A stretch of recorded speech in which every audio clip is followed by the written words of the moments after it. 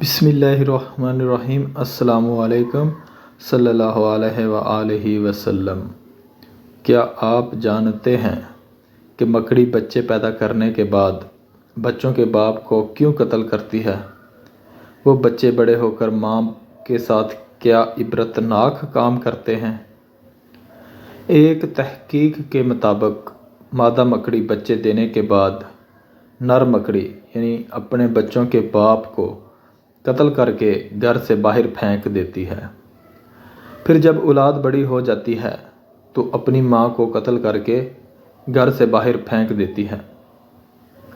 یہ کتنا عجیب و غریب گھرانہ اور یقیناً بدترین گھرانہ ہے۔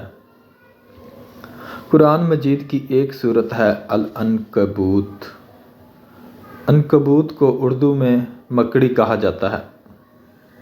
قرآن مجید میں اللہ رب العزت نے فرمایا ہے کہ سب سے بودا یا کمزور گھر مکڑی کا ہے۔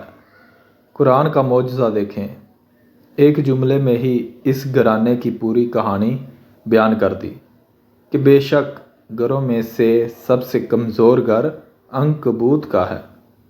اگر یہ یعنی انسان علم رکھتے، انسان مکڑی کے گھر کی ظاہری کمزوری کو تو جانتے تھے، مگر اس کے گھر کی معنوی کمزوری یعنی دشمنی اور خانہ جنگی سے بے خبر تھے۔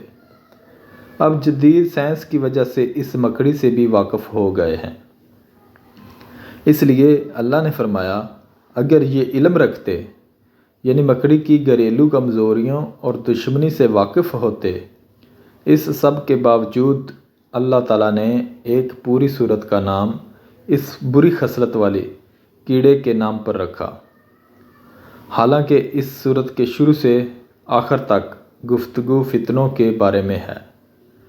سورت کی ابتدا یوں ہے، کیا لوگ یہ خیال کرتے ہیں کہ وہ اس بات پر چھوٹ جائیں گے کہ انہوں نے کہا کہ ہم ایمان لائے ہیں اور ان کو آزمایا نہیں جائے گا؟ اور فرمایا لوگوں میں سے کچھ ایسے ہیں جو کہتے تو ہیں کہ ہم ایمان لائے ہیں، مگر جب ان کو اللہ کی راہ میں اذیت دی جاتی ہے تو لوگوں کی آزمائش کو اللہ کے عذاب کی طرح سمجھتے ہیں۔ ذہن میں یہ سوال پیدا ہو سکتا ہے کہ مکڑی کا فتنوں اور آزمائشوں سے کیا تعلق ہے؟ در حقیقت فتنے، سازشیں اور آزمائشیں بھی مکڑی کی جال کی طرح پیچیدہ ہیں، اور انسان کے لیے ان کے درمیان تمیز کرنا، ان کو بے نقاب کرنا آسان نہیں ہوتا، مگر اللہ مدد کرے تو یہ کچھ بھی نہیں ہوتے۔ اور آج کا دور بھی فتنوں سے بھرپور دور ہے۔ ہر چیز جھوٹ، ہر چیز دھوکہ، ہر طرف ملاوٹ اور بناوٹ۔ اس دور فتن میں جو فتنوں میں پھنس گیا بس وہ گیا۔ اللہ ہم سب کی فتنوں اور سازشوں سے حفاظت فرمائے اور ہمیں دین اسلام پر استقامت اور اس کی سمجھ عطا فرمائے۔ آمین یا رب العالمین۔ اللہ حافظ۔